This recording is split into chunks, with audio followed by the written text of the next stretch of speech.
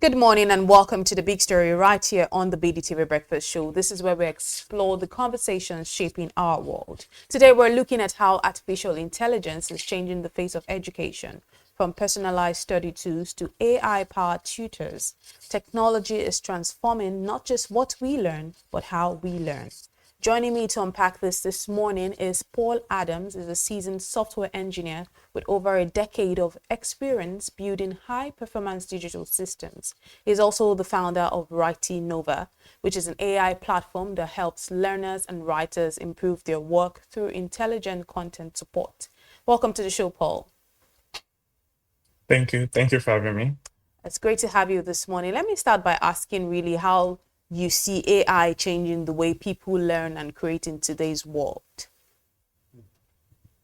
Okay, so AI is really doing a lot. AI is redefining creativity. It is also redefining learning from being the usual linear process to a process that is now very interactive, a process that is now very personalized. So we are gradually moving from this system where learners tend to memorize a lot of things to the system where you don't need to memorize things, but then you are assisted during the course of learning. So it's now this new system where like the learners gets to learn through a system that understands their goal, understands their pace, understands their style. So and good thing is a lot of tools are now implementing this system to help learners learn.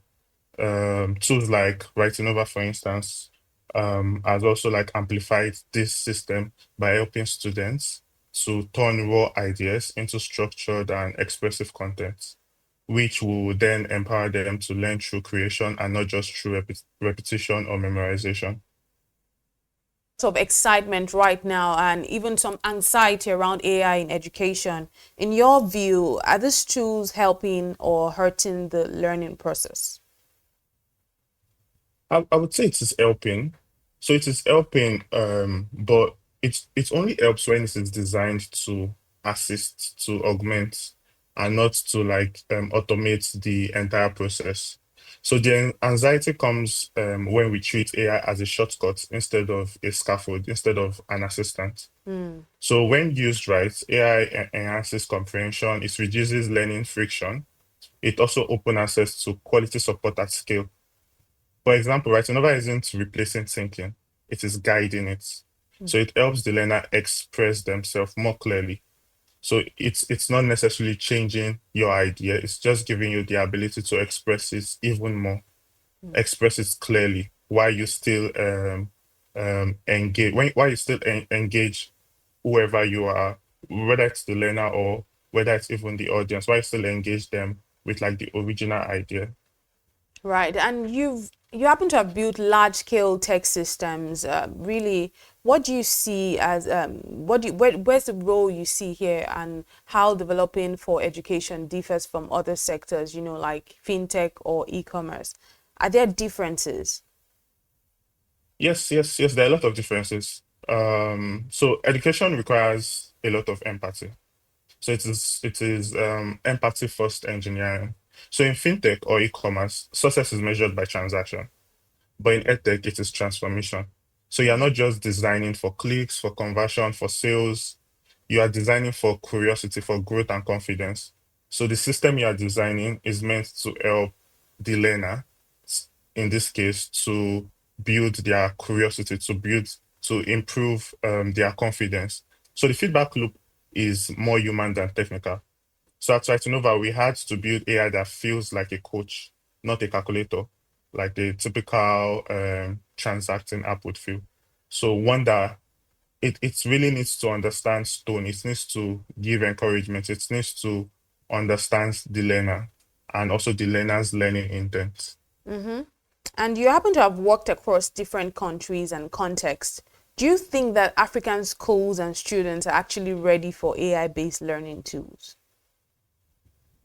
Yes, Africa is more ready than people think, honestly. Not because of infrastructure, but because of mindset.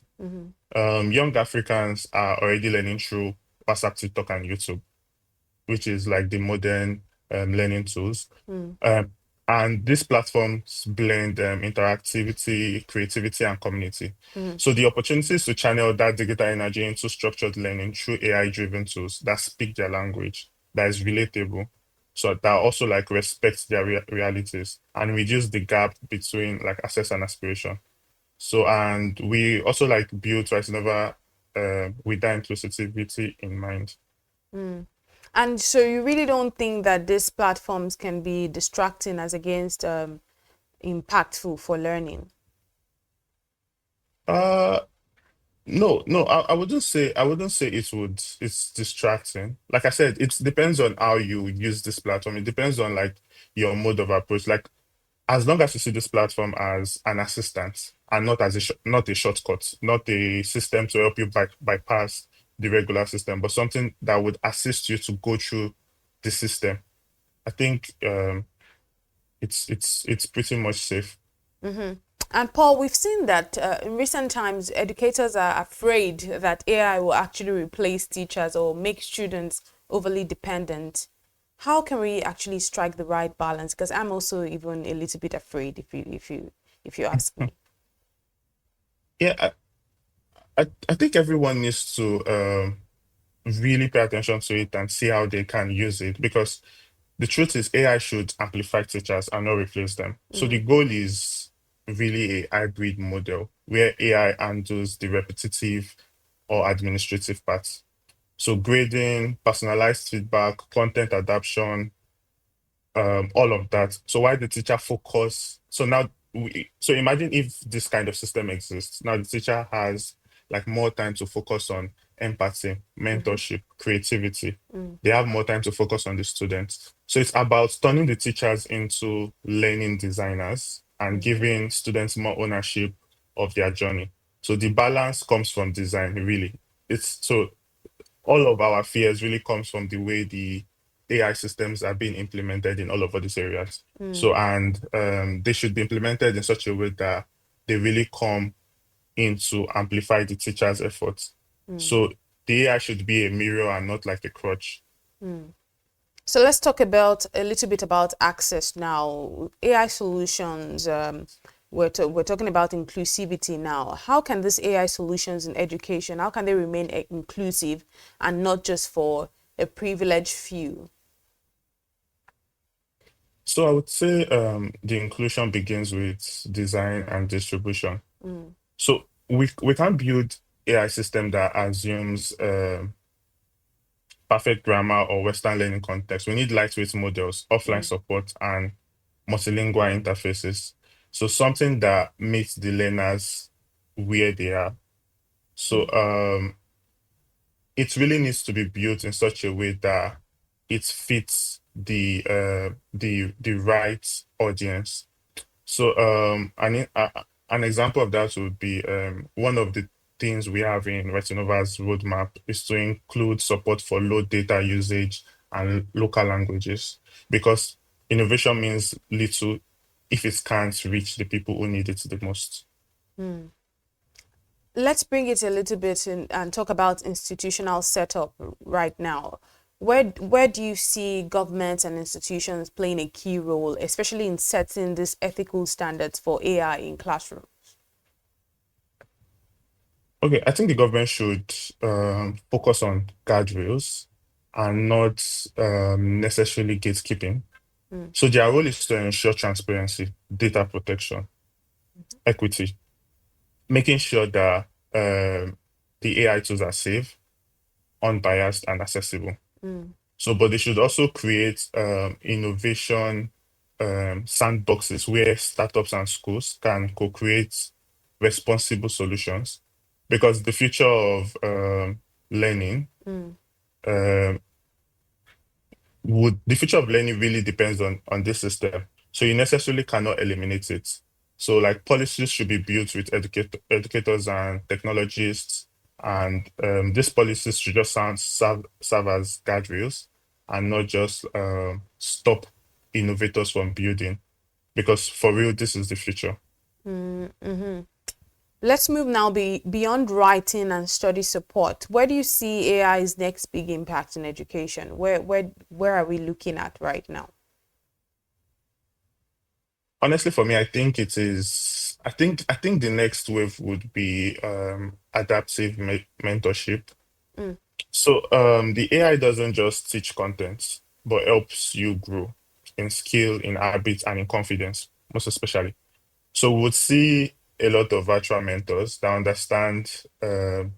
would understand the learner's goal, mm, that would understand the learner's learning process, that would also even understand the progress the learner is making.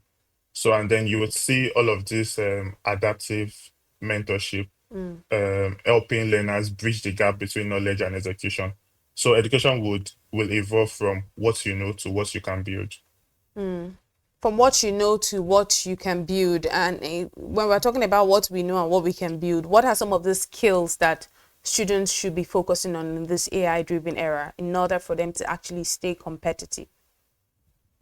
So, the most important skill right now is learning how to learn Mm, because even with the availability of all of this tools, you still need to learn how to you need to learn how to use them, learn how to learn basically.